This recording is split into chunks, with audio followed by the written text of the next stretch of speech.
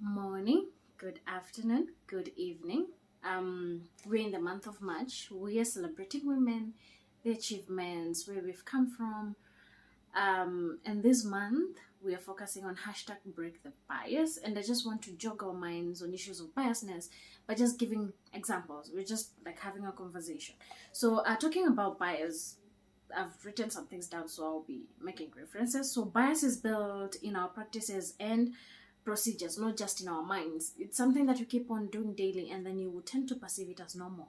Most of the time, it's unconscious, but we tend to realize that those practices that we've built over time, they continue to, how do I say, they bring about the issues of biasness or discrimination. So the first I will highlight just some few examples on issues of gender roles, and I would say what is celebrated as entrepreneurship, self-confidence, and vision is a man is perceived as arrogance in a woman. Let us use an example of political space.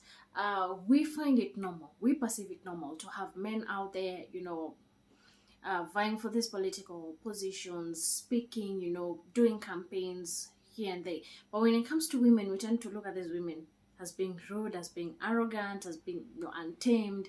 And unfortunately, that when women campaign, we do not look at, what are they bringing to the table? What are their manifestos? What change are they going to bring? We'd rather focus on their personal issues. We've had incidents of people asking, where is their husband? Why are they single parents? Why are they divorced? Why is their relationship not working?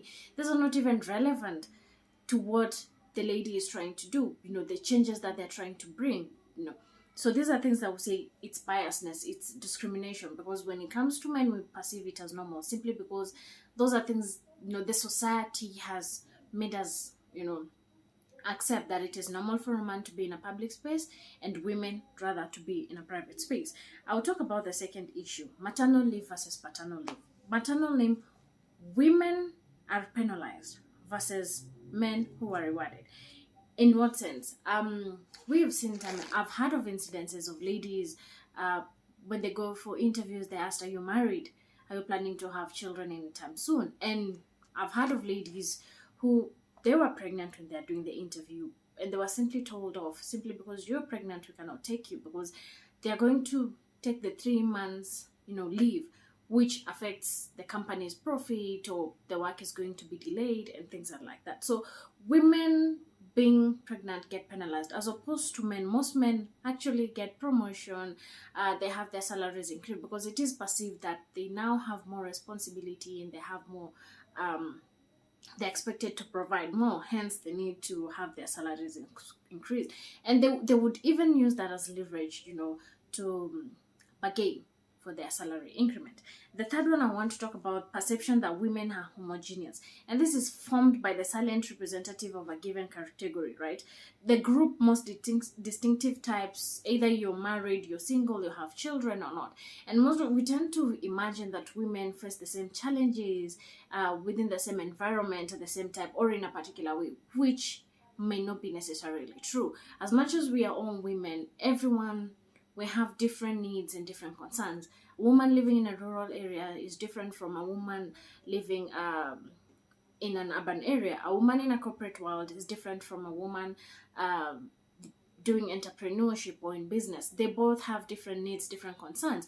And I will highlight one example of women in corporate, or women who are working, going to work, versus women who stay at home moms, right?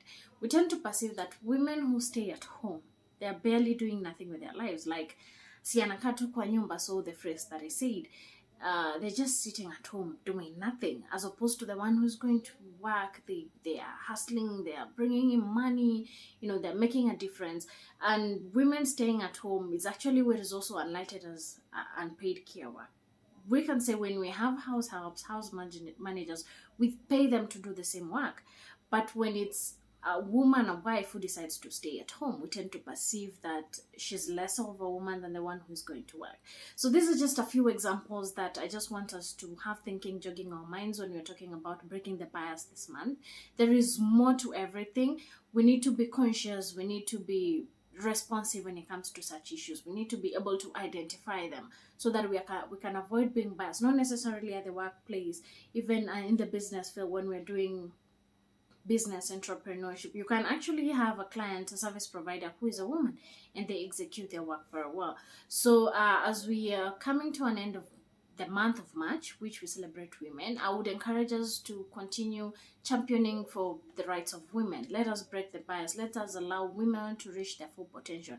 And also definitely in support of men. Men, we encourage you to support us women to be able to reach our full potential. So let's break the bias.